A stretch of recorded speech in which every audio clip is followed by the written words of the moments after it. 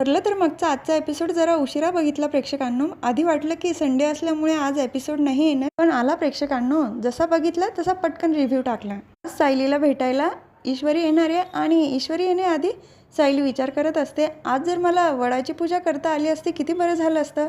पण एकीकडून चांगलंच असेल माझ्या भल्यासाठी आणि माझ्या बाळाच्या भल्यासाठी.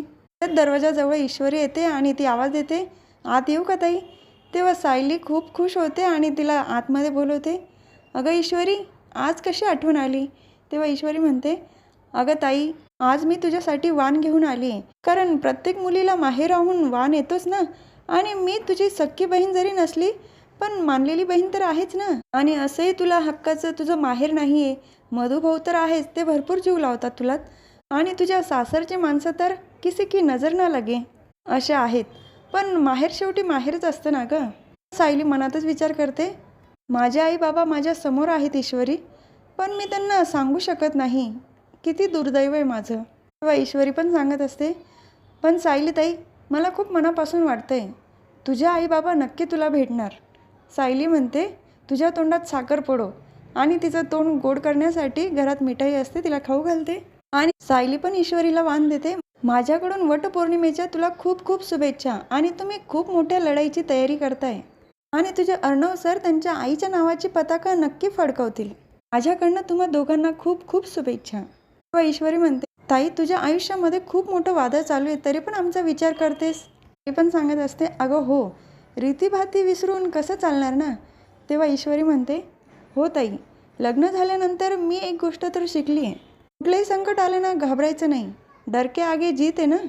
सायली पण म्हणत असते, तुझे हे शब्द ऐकून मला पण उभारी मिळाली बघ. खूप छान वाटते तुझ्याशी भेटून. त्यानंतर ईश्वरी तिथून निघून जाते. तर दुसरीकडे महिपत शिगरे एका माणसाला पैसे देत असतात आणि तिथे सचिन येतो. आता हे अण्णा कोणाला पैसे देत आहे. आणि महिपत शिगरे म्हणत असतात, तुला जे काम सांगितलं ना ते नीट कर, कळलं ना. सचिनच्या मनात येतं, म्हणजे अण्णा फक्त चांगला असण्याचा दिखावा करताय, हे काही सुधारले नाही. आणि नंतर तो माणूस म्हणतो, अहो महिपत बाबा, पण मी तुमचे पैसे देऊ शकणार नाही परत. तेव्हा महिपत शिगरे म्हणतात, मी पैसे मागण्याची भाषा केली का तुझ्याकडे. पैसे तू परत करू नको मला. फक्त तुझ्या मुलाचं शिक्षण व्यवस्थित कर आणि जेव्हा त्याला जॉब लागेल तर पहिला पेढा बहुगुणी बाबांना द्यायला विसरू नको. त्यानंतर तो माणूस तिथून निघून जातो. तर सचिन महिपत शिगरेंजवळ येतो आणि बघत असतो. तेव्हा त्याला विचारतात, काय रे बाबा, काय झालं तुला. पण तो काही न बोलता तिथून निघून जातो. याला काय झालं असेल आता, हा असा का निघून गेला इथून. आणि अर्जुन आश्रमातल्या मुलांना घेऊन तन्वीच्या रूममध्ये असतो. तिच्या काही वस्तू असतात लहान असतानाच्या, त्या दाखवत असतो. म्हणजे जसं काही कलर्स असतात, तिच्या काही खेळण्या, आणि त्या बघून त्या मुलांना खूप आवडतात. हे कलर किती भारी आहे. अर्जुन पण म्हणतो, तुला आवडले असतील तर घे तुला. मी लहान असताना माझ्या बाबांनी मला दिले होते. तन्वीला आवडले म्हणून मी तिला देऊन टाकले. तेव्हा तो एक मुलगा म्हणतो, माझ्याकडे तर नाही एवढे भारी कलर. तिथेच ब्ल्यू शर्टवाला मुलगा म्हणतो, अरे एवढे भारी कलर ज्यांचे मम्मी पप्पा असतात ना ते देतात. आपले कुठे मम्मी पप्पा आहे. मधुभाऊ आणि कुसुमताई आपले लाड करतात, पण त्यांच्याकडे जास्त पैसे नाही ना एवढे महाग कलर घ्यायला. त्यांच्याकडनं जसं जमतं तसं करतात. तर ती जी मुलगी ती म्हणते, हो, माझ्या शाळेमध्ये एका मुलीचे आई बाबा तिच्यासाठी अशाच छान छान वस्तू आणतात, पण आपले आई बाबा नाही ना, आपल्यासाठी कोण आणणार. तर तिथे लहान मुलगा असतो, तो सांगतो, म्हणजे आपले आई बाबा नाही तर आपले असे लाड होणारच नाही का. हे ऐकून अर्जुनला तर खूप त्रास होतो, कारण त्याला आत्ता जाणीव कळत असते की त्याचे आई बाबा आहेत, तर त्याला असं उणीव कधी भासली नाही. या मुलांचं बोलणं सायली पण ऐकत असते. ती पटकन त्यांच्याजवळ येते आणि त्यांना जवळ घेते. नाही बाळांनो, असं बोलायचं नाही हां, मी आहे ना तुमच्यासाठी. आपले आई बाबा जरी नसले पण आपण एकमेकांसाठी आहोत, आपण एकमेकाचे लाड करायचे. सायली अर्जुन दोघं पण इमोशनल झालेले असतात. आणि तुमचा खाऊ आला आहे बरं का, अर्जुन सरांनी ऑर्डर केला ना, जा बरं खाऊन घ्या पटकन. कारण अर्जुनने पिझ्झा बर्गर काही बऱ्याच गोष्टी ऑर्डर केलेल्या असतात ना, ते आलेले असतात आणि ते मुलंही खाली जातात निघून. अर्जुनला रिअलाईज होतं की सायलीला किती त्रास होत असेल. तिचे आई बाबा तिच्या समोर असून पण तिला आई बाबा म्हणता येत नाही. त्यानंतर तो पण ठरवतो की रिक्रिएशनचा सीन आता क्रिएट करायचा. तर दुसरीकडे प्रतिमा आत्या, कल्पना काकू आणि सुमन काकू पूजा करून आलेले असतात. आणि कुसुमही सांगत असते, चला मुलांनो, आता बराच वेळ झाला आहे आणि मला ऑर्डर पण येते व निघायला हवं. मुलांची काही जायची इच्छा नसते बरं का प्रेक्षकांनो. जिथे अशी जवळची माणसं असली तिथून जाण्याची इच्छा होत नाही ना प्रेक्षकांनो. तेव्हा कल्पना काकूही सांगत असतात, मी पण आता निघतेच आहे, तुम्हाला यायचं असेल तर मी सोडते तुम्हाला. आणि सायलीला म्हणत असतात, सायली इकडे, तुला जर काही खाऊशी वाटलं तर मला कळव बरं का, मी तुझ्यासाठी बनवून आणेल आणि फोन करत जा बरं. सायली पण म्हणते, हो आई, मी नक्की फोन करेल. कुसुमताईचा पण निरोप घेते. तेव्हा सगळे तिथून निघून जातात आणि अर्जुन मनात विचार करत असतो, माझी बायको आत्तापर्यंत किती दुःखात वाढली आणि तिला मी इथून पुढे दुःख देऊ शकत नाही. आता मला ॲक्सिडेंटचा सीन रिक्रिएट करावाच लागेल.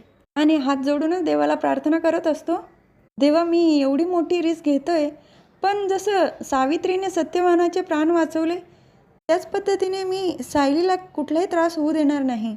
ॲक्सिडेंटचा सीन रिक्रिएट करताना मी तिचं संरक्षण करेल आणि आमच्या बाळाचं पण. त्याच वेळेला तिथे सायली येते आणि अर्जुन तिला बोलवून घेतो.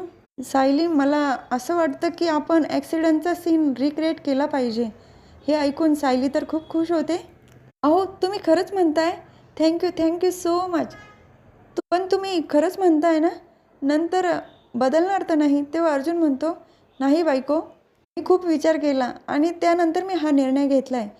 पण आपल्याला बाळाची आणि तुझी काळजी घेऊन सगळं करावं लागेल.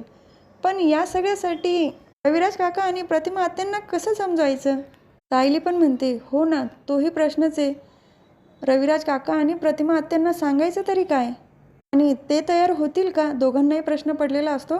आणि या दोघांचं बोलणं राकेशने ऐकलेलं असतं. हे दोघं ॲक्सिडेंटचा सीन रिक्रिएट करणार आहे? मग माझ्यासाठी तर लॉटरीच लागली म्हणायची. जे काम बाबांकडनं झालं नाही, आता ते काम मी मार्गी लावणार. मला आता कामाला लागायला हवं. तिथून निघून जातो. तर सायली अर्जुनला घट्ट मिठी मारते आणि थँक्यू सो मच म्हणत असते. अर्जुन सांगतो, पण आपल्या पुढे खूप मोठा टास्क आहे. रविराज काका आणि प्रतिमा आत्याला आता कन्व्हिन्स करावं लागेल. त्याच वेळेला तिथे सुमन काकू येतात आणि रविराज भाऊजींनी तुम्हाला बोलवलं आहे. दोघांनाही प्रश्न पडतो की का बोलवलं असेल. रूममध्ये गेल्यानंतर कळतं की रविराज काकांनी सायलीसाठी रानमेवा आणलेला असतो, म्हणजेच बोरं, चिंचा. आणि ते बघून सायली तर खूप खुश होते. रविराज काका, तुम्हाला कसं कळलं माझी खायची इच्छा झाली होती? तेव्हा रविराज काका म्हणतात, तू माझी मानलेली मुलगी जरी असली तरी बापाला कळतं मुलीला काय हवं काय नको. आणि सायली मनातच म्हणत असते, मी तुमची मानलेली मुलगी नाही बाबा, तर मी तुमची खरी लेक आहे आणि म्हणूनच तुम्हाला माझ्या मनातलं कळतं. रविराज काका सांगत असतात, अगं काय झालं ना बेटा, मी माझ्या मित्राच्या शेतात गेलो होतो, तिथून आणला हा रानमेवा. अर्जुन विचारत असतो, सिनियर तुला काही बोलायचं होतं आमच्याशी? तेव्हा रविराज काका म्हणतात, अरे नाही, बोलायचं नव्हतं, रानमेवाच द्यायचा होता.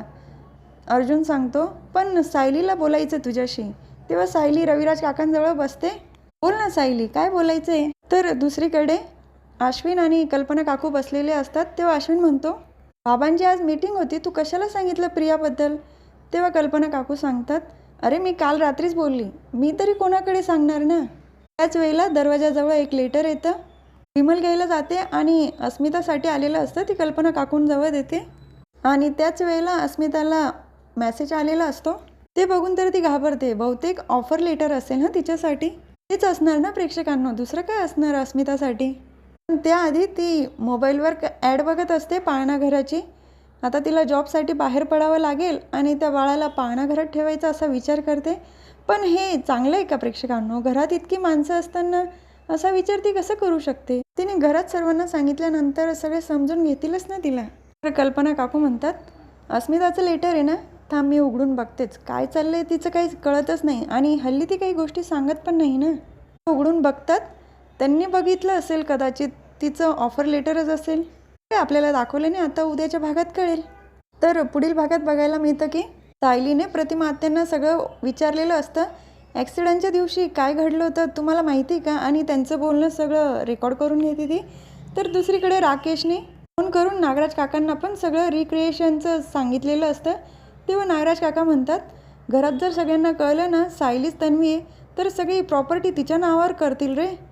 तेव्हा राकेश म्हणतो, बाबा तुम्ही टेन्शन घेऊ नका, मी आहे ना, मी सगळं व्यवस्थित करेल. आता उद्याच्या भागात कळेल नक्की काय होतं आणि काय नाही. ॲक्सिडेंटचा सीन खरंच सक्सेस होतो की नाही. तर तुम्हाला माझा व्हिडिओ आवडला असेल, माझ्या व्हिडिओला प्लीज सबस्क्राईब करा प्रेक्षकांनो आणि स्वतःची काळजी घ्या. धन्यवाद.